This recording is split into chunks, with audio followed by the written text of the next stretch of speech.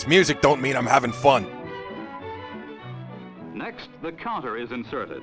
This gives support to the heel and shape to the back of the shoe. The completed upper is then tacked to the last, from which the shoe takes its shape. They've replaced our feet with wooden robots!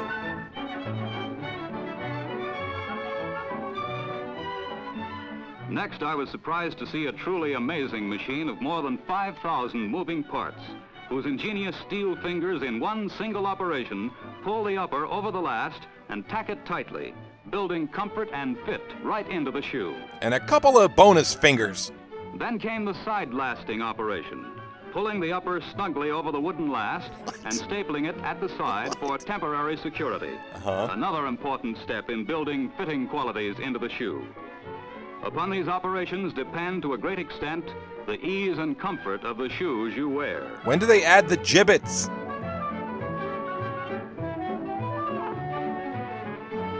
With heel lasting, the joined quarters are formed and fastened at the heel. What a heel turn! Then I watched the bed lasting machine wipe in the upper and fasten it at the toe. This operation gives the toe of the shoe its final shape. Kind of a toe By shape. this time, the many intricate manufacturing steps I saw in the making of just one shoe began to give me a keener appreciation of the footwear so many of us take for granted. I became ashamed and despondent. Then I saw the famous Goodyear welting machine, invented more than 70 years ago by Charles Goodyear. Today, Goodyear's perfected method, used in manufacturing all Thom McAn men's and boys' shoes, is considered the nearest to perfect construction ever developed by the finest master craftsmen. It's okay, I guess. Tough, specially treated leather goes into the welt, which is sewed through the upper to the lip of the inner sole. This is the connecting link between the upper part of the shoe and the outer sole. Let's go to the sole flow chart and break this down a little further. A shank is inserted to support the arch of the foot.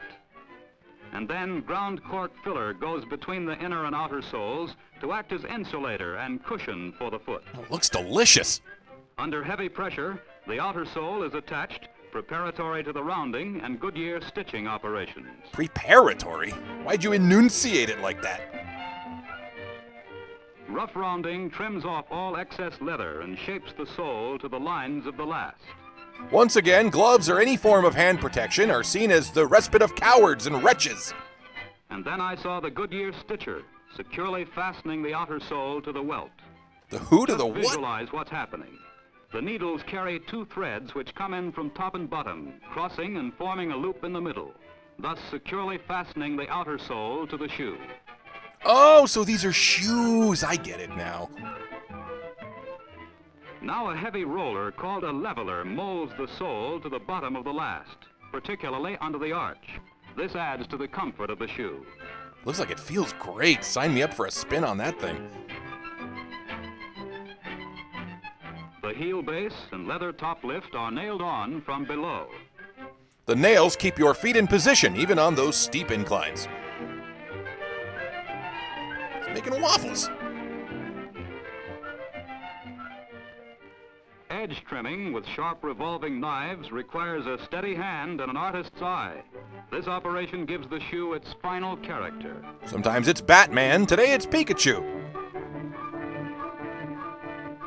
Hot vibrating irons pound the edge of the sole, giving it a firm and highly polished surface.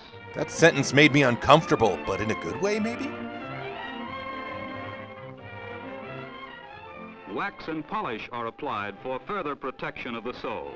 This step is overseen by a rabbi and a minister. The welt and upper are cleaned and beautified. That's what I does. I beautifies them. Now that the lasts have served their purpose in building a shoe to fit, they're removed and the shoes are ready for the final dressing. Maybe balsamic, maybe Thousand Island. You, the consumer, must choose. Liquid wax is applied with a spray gun to add luster.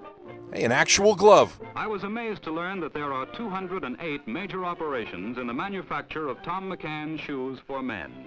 What am I supposed to do with these? The finished product is a tribute to the skill of the New England craftsmen I met. Skill inherited from their forefathers, whose tradition of making fine footwear they so proudly carry on. All right, maybe I overstated all of that. I'm just excited about these The shoes. same high standards that guide the craftsman in selecting the raw materials and in building the shoes are also to be found in the retail stores, where 143 million pairs of these shoes have been sold since 1922. I'm not good at math, but I think that's like 1,000 years ago. Buy my foot a drink first. Here, highly trained shoe salesmen see to it that every customer gets the proper fit. They know that from the scientific findings of the Pathofoot device, from the handiwork of expert last makers, and from the precision manufacturing methods of the factory, have come a line of fine footwear in a multitude of sizes, widths, and styles, from which nearly every normal foot can be perfectly fitted. Define normal. And these salesmen realize, too, the great responsibility which they share with the manufacturer. The responsibility of giving every customer the comfort, wearability, and dependability to which he is entitled. Geez, it's just shoes. They're not buying burial plots. I got some good advice from these shoe folks. Advice that I'd like to pass along to you. It's found in the old saying, if the shoe fits, wear it. Actually, that phrase originated in the 16th century, and it really referred to religious vestments, not to shoes. It was later in 18th century America that people adopted the phrase and, well, made it more dumb. That's what we do. All right, bye. Shoes, everybody. Shoes for industry. Shoes for the dead.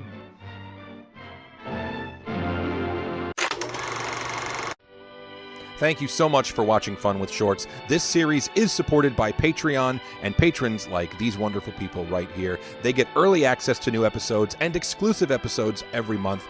Also, check out the updated funwithshorts.com for DVDs and merch and all the good stuff. Thank you so much, everybody. I'll see you next time.